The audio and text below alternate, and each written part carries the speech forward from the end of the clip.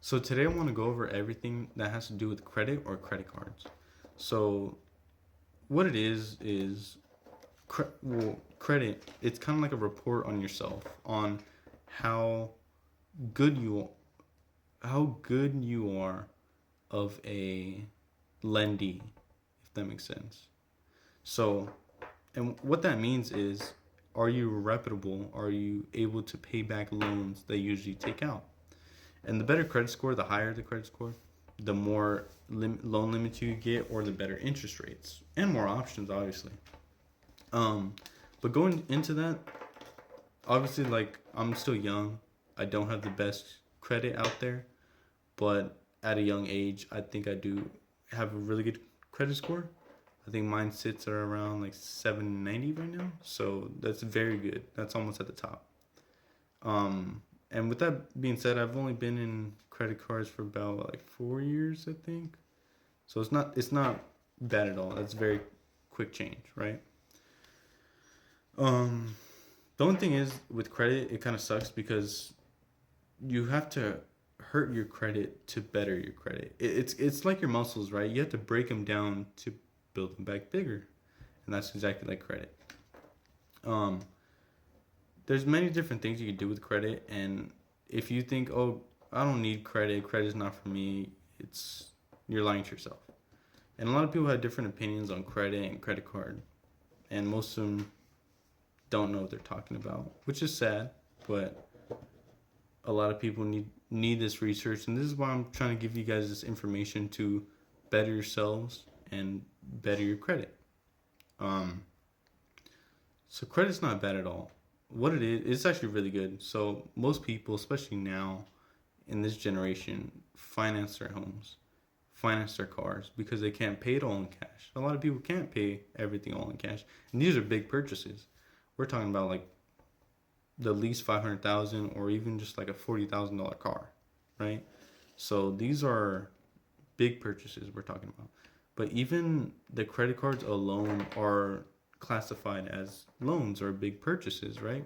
So if they give you a limit of 5 grand, that's depending on what your credit score is, that might be big, or they might give you a limit of 10,000, so almost double. So it just depends, but those are still limits based upon what credit score you have already. And they, some companies take a chance on you, especially on certain factors like male, female, where you live, what your income is, what are you going to school for, if you are, and stuff like that. Like if you're going to college, I'm pretty sure they'll probably the company will see that and they'll send you. Um, it's kind of like offers. They'll send you a card offer, a credit card offer. And like I said, a lot of people have different. Well, I'm sorry. Let me go back. So they send you those offers because they know you're looking for a career, right? You want to better yourself, and you already have a lender with that probably give you, depending on what college you go to, but you're already getting the school loans that are about, let's just say 20 grand the least, or about 20 grand starting, and then it goes up from there. So they know you already have loans and you're gonna have to pay them back sooner or later, right? And you're on a career path leading to a career that's stable. So they see this and they take advantage of at the like youngest part of your journey, I guess. Like I was talking about, a lot of people have different views on credit or credit cards especially. So a lot of people say they're bad to stay away from it, that they put you in debt, or they have really high interest rates. A lot of that is false information. Um, Depending on what credit card you apply for, there's a lot of entry levels which are still very good. I think most of mine are entry level.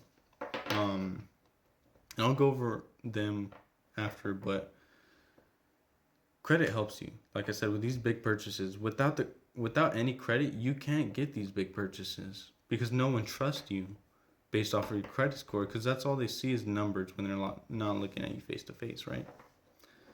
Um, with that being said, credit cards do have huge interest. Most of them sit at 30%, depending on normal cards. If you get a specialty card, it might be like 14 or something. Um, but that shouldn't matter, and I'll tell you guys why. Like I don't care that all my credit cards have 30%, and and I'll tell you why later. But like right now, I have 4 credit cards, which 3 to 4 is probably the max you should get. But I got most of them kind of in tandem, meaning like almost at the same time, because like I said, that dip that it hit my credit score, it's only now. In the future, like a year from now, it's gonna be over. Maybe I'm pretty sure it's gonna go back up, and I wouldn't have to do anything because I'm set. I don't need another credit card. The only thing I'll probably ever do is maybe buy a house or buy a car, but that's later down the line. But that's the only thing I already have good credit for. So just kind of know what you're doing. You know, there's certain factors, and I suggest like downloading an app like Credit Karma, like I have. But there's other apps as well, or you could check like most banks, like the banks you bank with, they give you like, oh, you could check once a month or whatever, which is cool. You know, use that, use whatever resources you have, and take advantage of it. Um, what else? Like that? So there's a lot of ways to get into credit, to boost your credit to start it. So a lot of people go to like jeweler places, they get a Target credit card, they sign you up for one, or Burlington. Those are okay, but they're not great, right? They hurt you in the long run because I understand people go to Target or Sephora and get their card and they say, "Oh, I go there every time," because they try to justify it. But you're not allowed to take that to other places and spend it. It's only for specifically for Target, for Sephora, for that Daniel's Jewelers or whatever. And you're not always buying jewelry all the time. I understand you might go to Target all the time, maybe, but you don't want that limitation of being one store only, right? It's just not good for the long term. It's kind of like a waste. You don't want to be carrying all that plastic around you. You have a card for every store.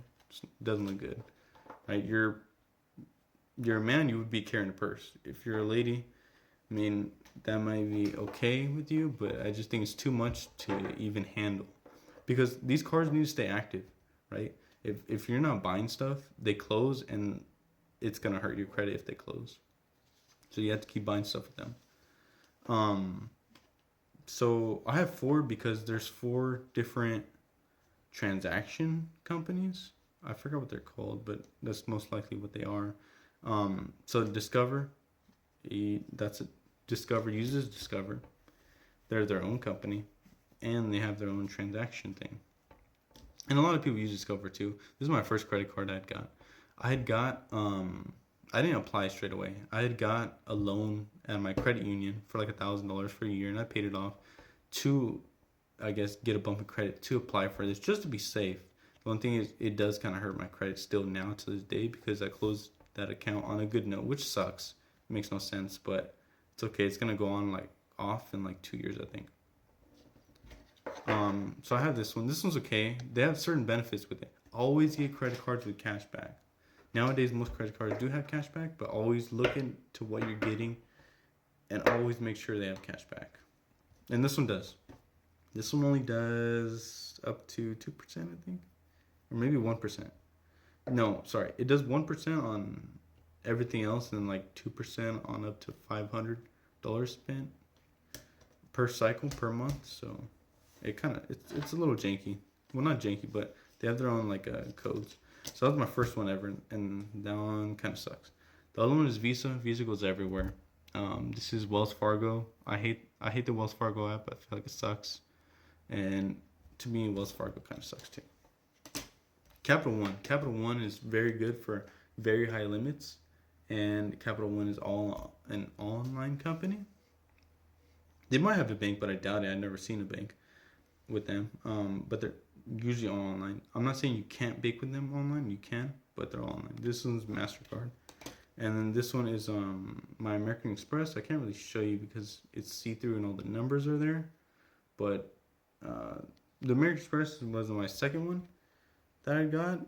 And it has a huge limit too. And every 6 months you want to ask for a credit line increase because usually your income changes or certain things changes.